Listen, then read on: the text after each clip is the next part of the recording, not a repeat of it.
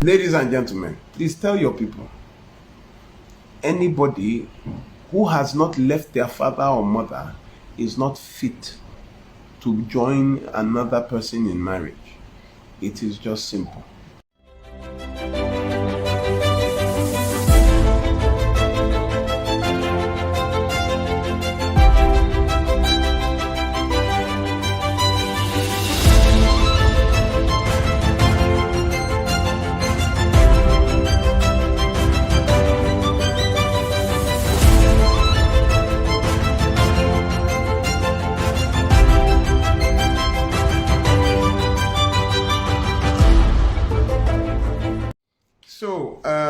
Thank you very much, everybody. I think I could go straight to the point right now, and we talk. About yesterday or 2 days ago, I was called from Shagamu, Abeokuta, that the fish sellers have refused to sell fish.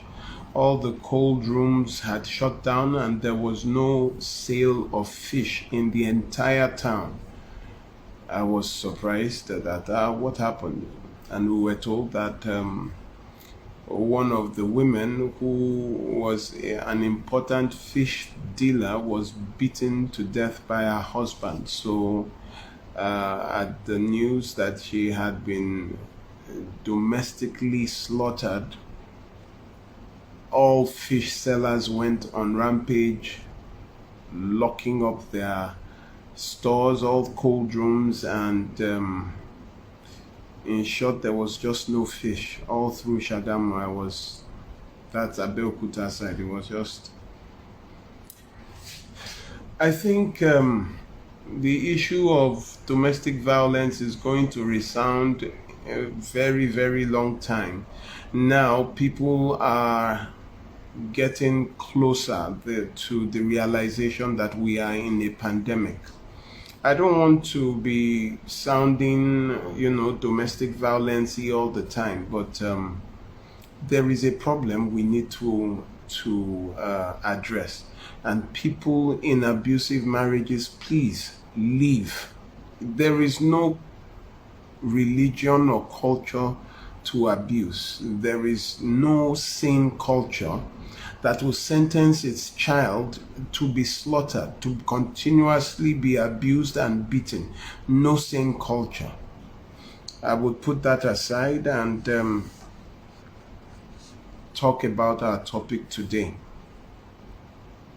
Today I want to talk about the topic called parents. That is, parents, our fathers and our mothers. You will not believe that according to our rough statistic, 39, almost 40% of failed marriages have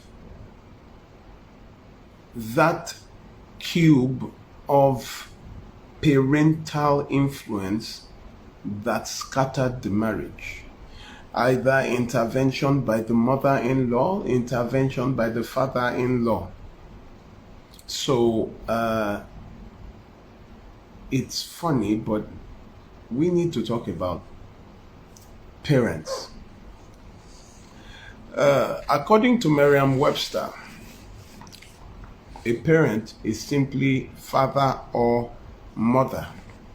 And then when you go further into the definition of a father, it is referred to as the cause of a pregnancy. A father, by definition, is the cause of a pregnancy. The mother is the incubator. The mother is the one that delivers the pregnancy. So, a parent is defined by Merriam-Webster as the person who begets or brings forth an offspring, and also the one who nurtures and raises a child. Legally, a parent is also the person who adopts a child.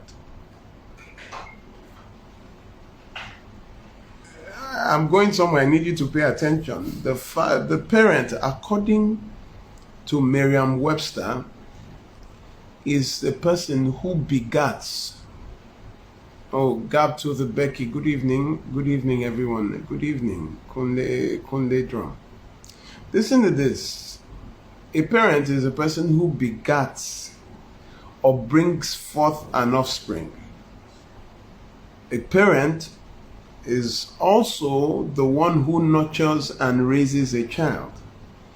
Then a parent is also the person who adopts a child. So therefore, the offside of this tells you that the fact that you gave birth to a child does not automatically make you a parent. Neither does the fact that you nurtured a child makes you a parent. Neither the fact that you adopted a child makes you a parent. So if you think you are a parent because you gave birth to a child, the dictionary definition classifies being a parent in 3 categories. So you could give birth to the child, but you are not the parent of a child. You can nurture a child, but you may not be the parent of a child necessarily. You could also adopt, but the fact that you adopt does not make you an automatic parent. So who is a parent?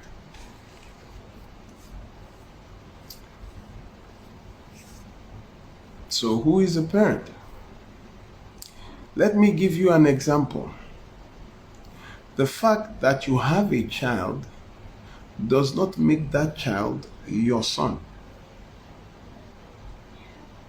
Let me give you an example.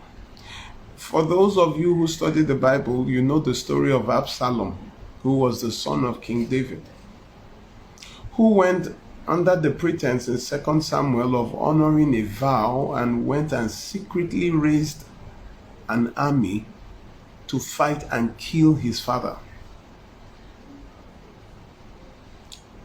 And when his father found out, the father ran from the palace, went to hide, and some soldiers who were loyal to the father followed the father.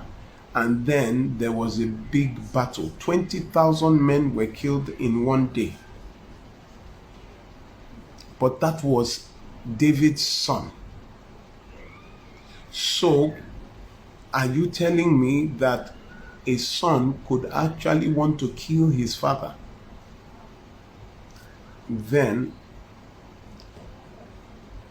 a pastor was just sentenced to a life imprisonment for defiling 2 of his daughters. So, a father who birthed can actually rape his own daughters. So, the fact that he birthed those children does that make him a father when he has the capacity to rape his own children?